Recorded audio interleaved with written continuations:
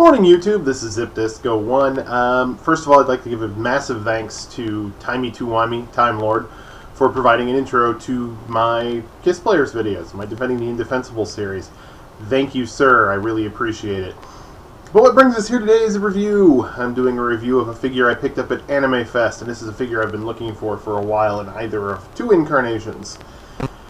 Now, a while back I did a review of Beast Wars II Galvatron, who is a fantastic figure, and one of the only new mold Predacons for Beast Wars II. Everything else was kind of a remold. Well, at least at first it was.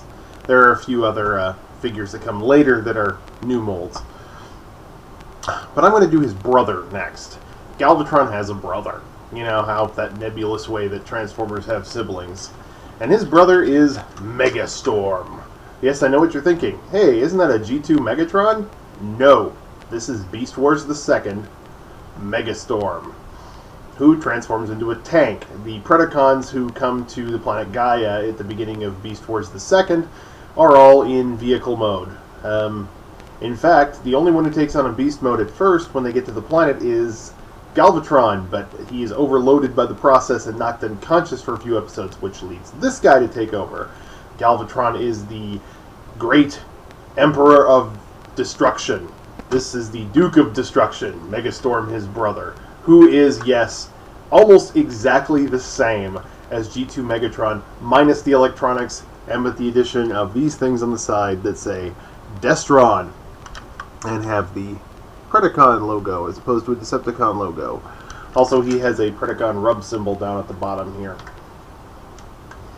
underneath in his tank mode, which you really can't see because it doesn't work very well.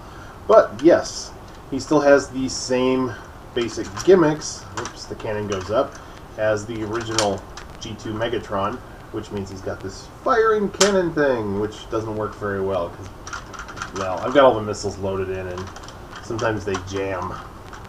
But to get them out, you open this top panel, and there's 3 of them.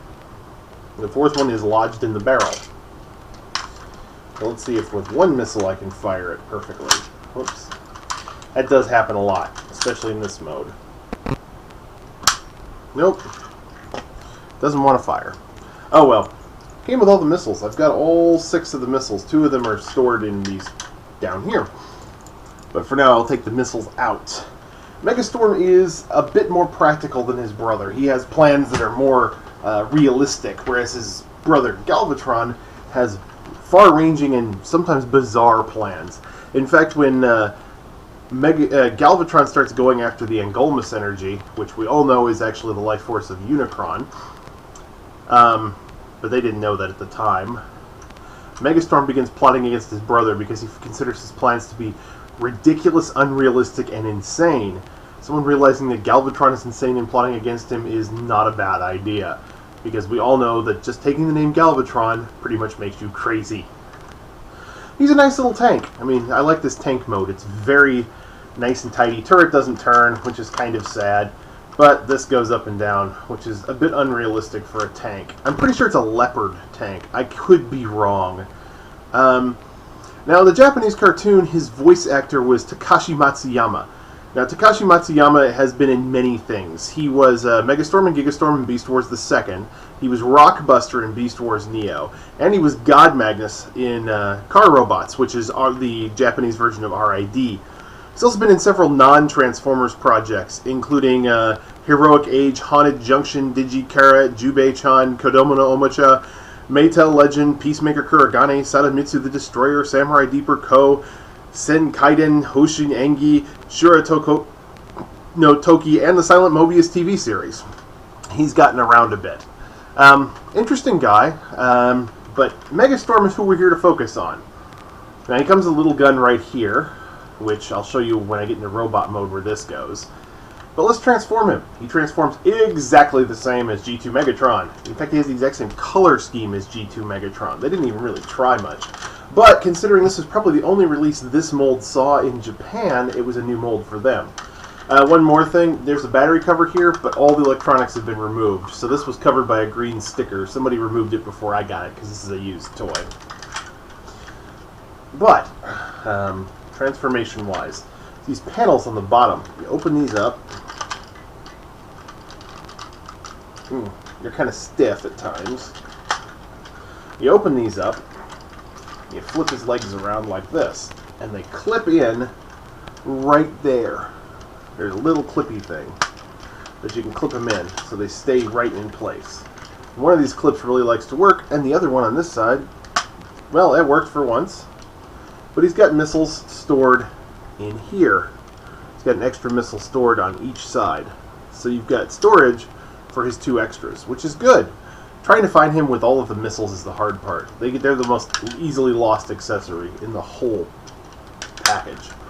He's got these tiny little toes down here that you flip out. See one of them flipped in right there. And you slide him, this being his bottom half, slide that forward and lock it into place. So basically what you've got is a tank in Gerwalk mode. Yeah. Okay, his arms are right here, up here. And anyone who's played with many of the recent tank formers, especially that horrible 2-pack Megatron that came with the Optimus Prime, who Wes Needs Help did a great review of yesterday as part of Timey's Review Your Worst Transformers figures. You'll know that this is a very common thing, that these form the arms.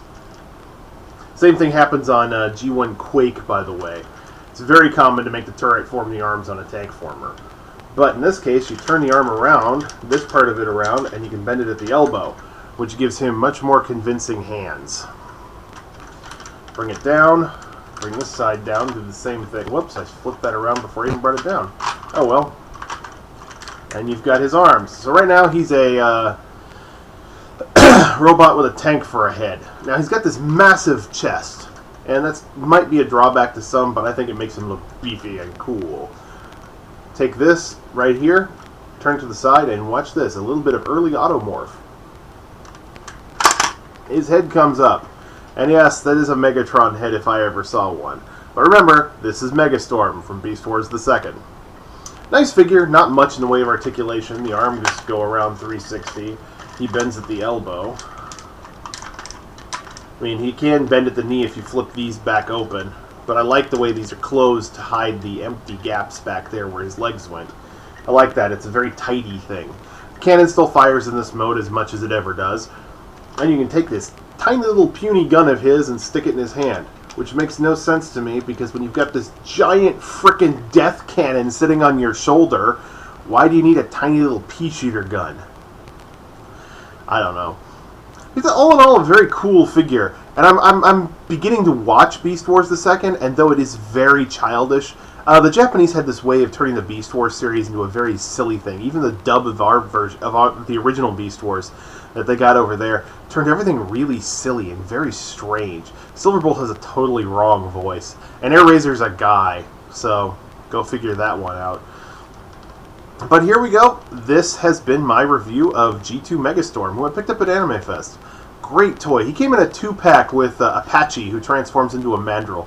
I might do a review of him later, but he's kind of buried in a display right now, so I might get around to him. But I really like the Japanese Beast Wars Predacons, or as they call them, Destrons. They don't really distinguish between the Beast era and Great War era Destrons, except for the faction symbol, which kind of bothers me, and which is why I actually prefer to call everything by its American or Western names for the most part. It just seems better to me, maybe because I'm from here, from the West, and that just makes more sense.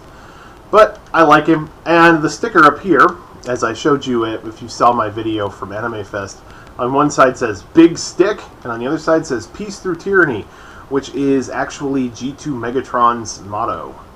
So, this has been Zipdisk with Megastorm. I hope you enjoyed this review, and I hope it was informative. I will talk to you guys again. Have a great one. Bye.